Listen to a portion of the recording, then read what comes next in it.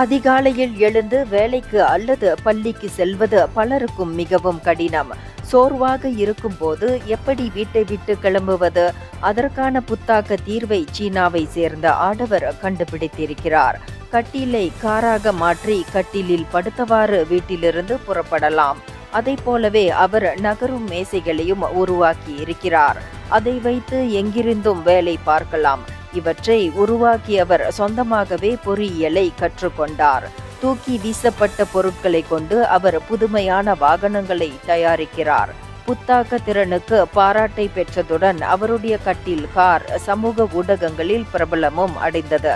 இத்தகைய வாகனங்கள் உடல் குறையுள்ளோர், மூத்தோர், கர்ப்பிணிகள் ஆகியோருக்கு நடமாட மிகவும் பயனுள்ளதாக இருக்கும் என்று கூறப்பட்டுள்ளது. இந்தியர்களின் இதய குரல் மக்களோசை.